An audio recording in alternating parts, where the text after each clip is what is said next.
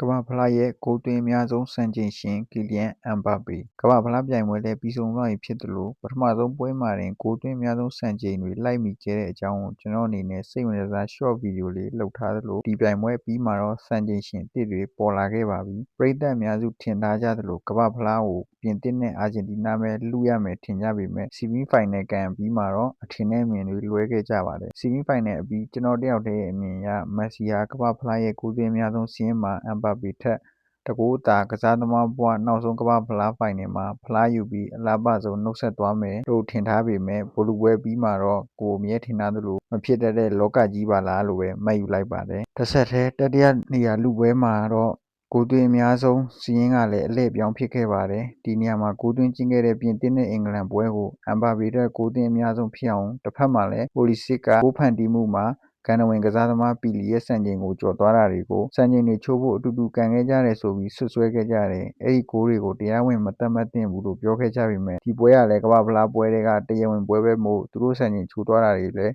အတိမတ်ပြုရမှာပါပဲအမ်ဘာပေအနေနဲ့ကမ္ဘာဖလားဂိုးသွင်းအများဆုံးစီးရင်မှာမက်ဆီကိုဒီပြိုင်ပွဲအတွင်းမကျော်နိုင်ခဲ့ရင်တောင်နောက်လာမယ့်ပြိုင်ပွဲတွေမှာသူ့အနေနဲ့ထိပ်ဆုံးရောက်ဖို့တကူပဲလိုတာလို့မှတ်ယူပေမဲ့ဆရာသမားကတော့ဒီပြိုင်ပွဲမှာတင်မက်ဆီကိုကျော်တက်ပြီး World Cup All Time Goal Scorer စီးရင်မှာထိပ်ဆုံးနေရာယူထားလိုက်ပါပြီနောက်လာမယ့်ပြိုင်ပွဲမှာလည်းသူ့အနေနဲ့ဝင်ရောက်ရှင်ပြိုင်နိုင်စွမ်းရှိသလိုသူနဲ့အနီးဆုံးပြိုင်ဘက်တွေကလည်းလက်ရှိကန်နေတဲ့ကစားသမားတွေမှာမရှိသလောက်ဆိုတော့ World Cup All Time Goal Scorer နေရာမှာအမ်ဘာပေတယောက်ဘယ်နေ့ထိထိပ်ဆုံးမှာစံချိန်တင်ထားမလဲဆိုတာကတော့နောက်လာမယ့်ကမ္ဘာဖလားပြိုင်ပွဲတွေတိုင်းစောင့်ကြည့်ရတော့မှာပါပဲ